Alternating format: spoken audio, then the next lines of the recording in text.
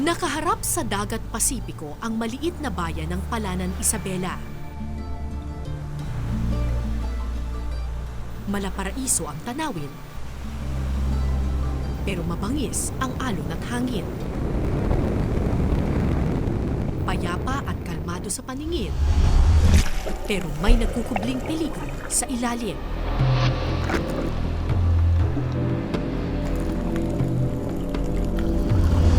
Kaya para sa mga taong umaasa sa biyaya ng kalikasan, ang dagat ay kaaway at kaibigan.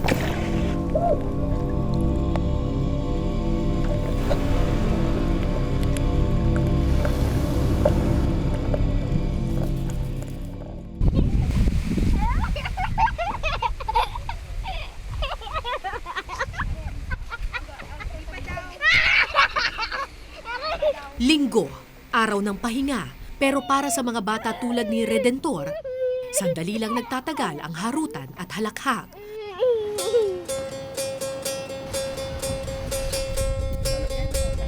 Dahil ang araw ng linggo, hindi araw ng paglalaro, kundi araw ng pagtatrabaho.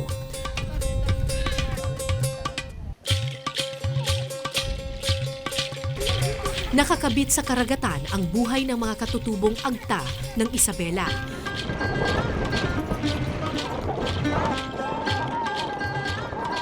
Pero di tulad ng karaniwang mangingisda, hindi simpleng lamang dagat ang pakay nila, kundi pugita. Isang uri ng lamang dagat na may mahaba at nakamamatay na galamay.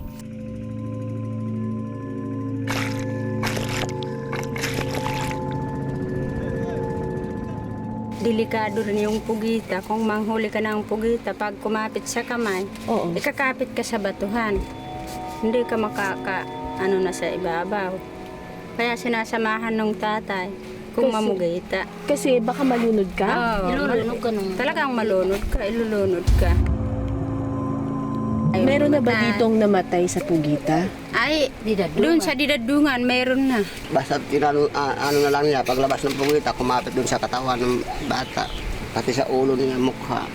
Sumiksik yung mga ibang kamay ng pugita dun sa ilong niya, pati bibig. Hindi na kaya nga patay. Natakot ako para sa batang kasama namin, pero kailangan daw makipagsapalaran sa karagatan.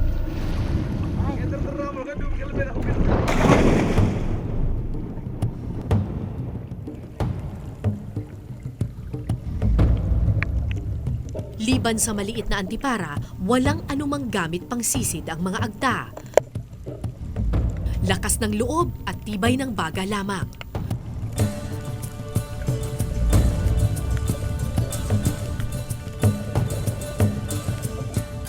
Minsan, nagdadala sila ng pana at sibat.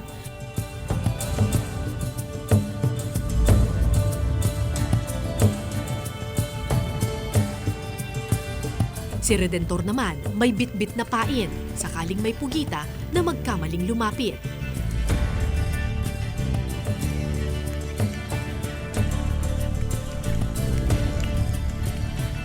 Limang taong gulang lamang si Redentor nang matuto siyang mamugita. Sa kultura kasi ng mga agta, kasabay ng paglalakad, itinuturo na rin ang pagsisid. Di ka natatakot? Natatakot po ako. Natatakot ka? Eh bakit ka pa rin namumugita? Gusto ko lang po makatulong sa mga magulang ko. Bakit? Kung wala kaming bigas, hindi mangugita ko. Ate, saka bili ko ng pera, saka pangbili ko ng bigas namin. Sinisid namin ang bawat sulok ng bahura. Sa mga butas daw kasi nagkukubli ang mga pugita.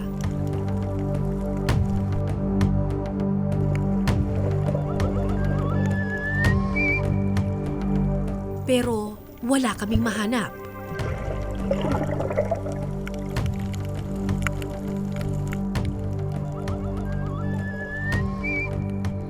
Habang tumatagal, palakas ng palakas ang hatak ng tubig sa ilalim. Natakot ako para kay Redentor, pero nagpatuloy siya sa pagsisid. delikado ma'am, lalo sa bata. Kaya nga, pag nag-ano si Redentor sa malalim, ay lalo sa nasamahan. Pero bakit mo pa hinahayaan pa rin silang pumunta sa dagat? Siyempre ay kakayod sila. Tapos siyempre wala kaming pangbili ng bigas, wala kaming pangbili ng sabon. Kaya nung mga bata kailangan sa school. Makalipas ang ilang oras, napagod din ang kanyang maliit na katawan. Nagdesisyon kaming magpahinga muna sa buhangin.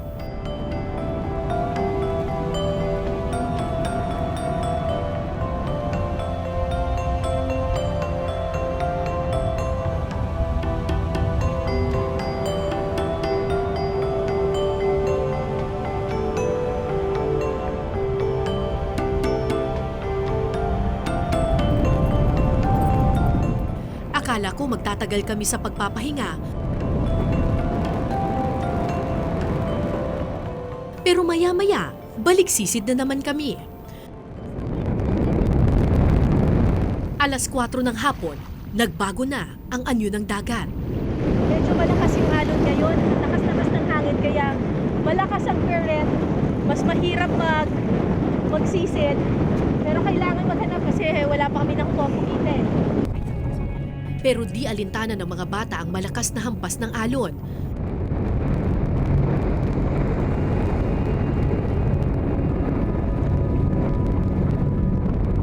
Kaya lakas loob na rin akong sumunod.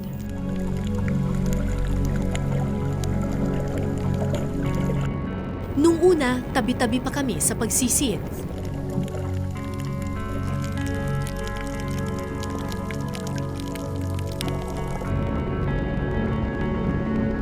Pero habang tumatagal, hinihila kami ng alon papalayo sa isa't isa.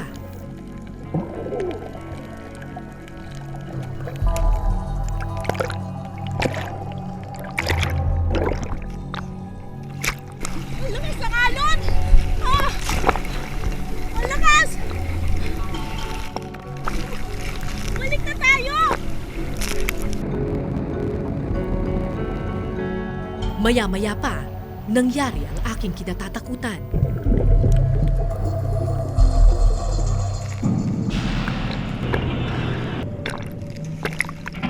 Sa gitna ng dagat, isang sigaw ang aking narinig. Nakita ko si Redentor na pilit sinusuong ang mga alon, humihingi ng saklolo. Pinulikat si Redentor at hindi na makalangoy.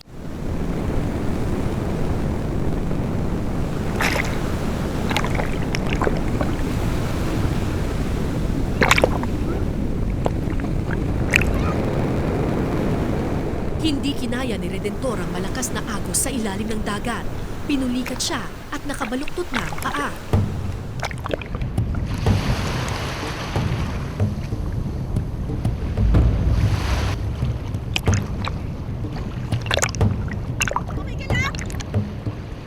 Pilit kong hinatak ang bata para dalhin sa dalampasigan, pero nagpumiglas si Redentor.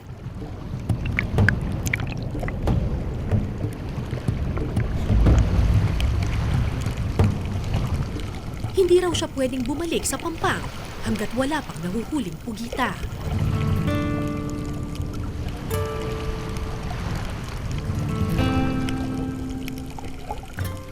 Anong gusto mo maging paglaki mo? Maging Gusto mo maging guro. Bakit? dahil po gusto ko lang makaturo ng mga kapwa namin para matuto sila po. Matuto silang magbasa, manulat. Namulat man sa dagat, malayo sa karagatan ang pangarap ni Redentor. Pero para makamit ang pangarap na ito, kailangan niya munang sumisid at magtiis. Gusto ko na makatapos noon, yun ang pangarap ko, pero hindi ko na abot yun. Kaya ang gusto ko ay si Redentor na lang ang makatapos sa pangarap na yun.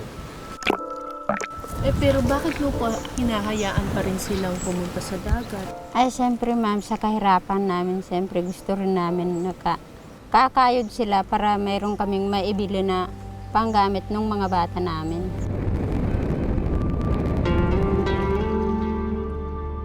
Palubog na ang araw nang matapos kami sa pagsisid. Nakita ko si Redentor, nanginginig sa lamig. Hindi man sila pinagbigyan ng dagat ngayon, patuloy siyang makikipagsapalaran sa agos ng panahon.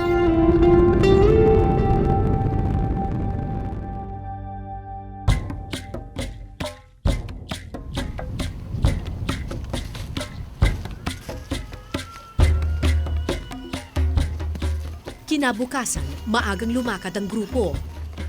Susubukan nilang mamugita sa mas malayong parte ng dagat. Hindi, bakit hindi tayo dito sa pinagkuhaan natin kahapon? Ano kasi ma'am, kung ganyan kasi para rin yan silang mga tao kung saan sila makahanap ng pagkuha nila ng pagkain. Oo. Doon din sila. Ano yan, kabisado ng mga agtang galaw ng pugita? Oo, siyempre. Bakit po? Yun naman ang hanap buhay nila.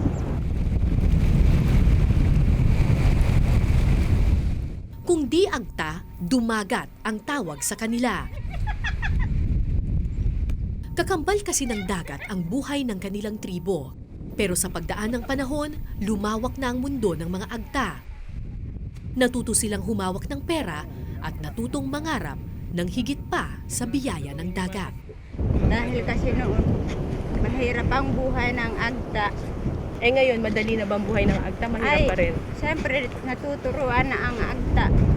Para na rin mga kagaya ninyo na may magkaroon na ng utak. May utak naman Agta. kayo. Okay, pero yung utak ng agta, pabago-bago. Mas matalino nga po kayo. Mas magaling kayo maghanap ng pugita kaysa sa amin eh. Matalino nga, pero hindi marunong manulat. Gusto niyo po yung mga anak niyo matutong magsulat? Ay, siyempre, ma'am, gusto namin na sila, kahit kami hindi kami marunong manulat, yung mga bata namin gusto namin na sila ang makapag-aral. Makalipas ang halos 1 oras na lakaran, narating din namin ang dulo ng dalampasigan.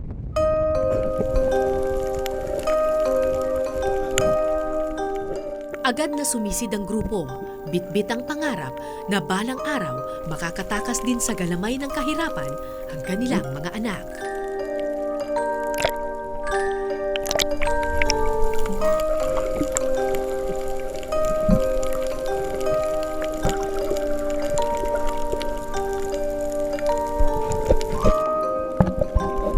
Maya-maya, tila dininig ng dagat ang kanilang hiling. Isang pugita ang nakita ni Tatay Sally.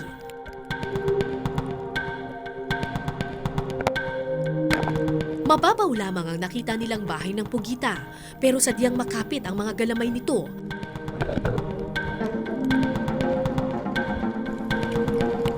Pinagtulungan ng mag-ama ang paghatak sa pugita hanggang mailabas ito.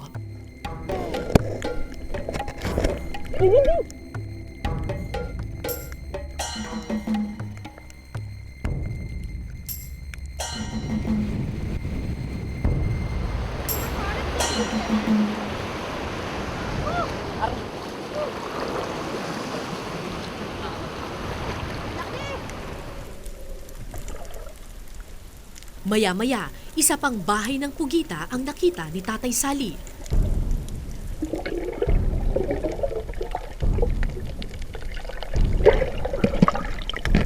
Mahigit 3 dipa ang lalim ng bahay ng pugitang ito. Kung di sila mag-iingat, pwede silang malunod kung kakapitan ng galamay ng pugita. Unang sumisid si Tatay Sally. Pinasok niya ang kanyang kamay sa butas pero bigla itong hinigop ng pugita. Sa puntong ito, tumulong na si Redentor at pilit na tinanggal ang galamay sa pagkakakapit nito sa ama.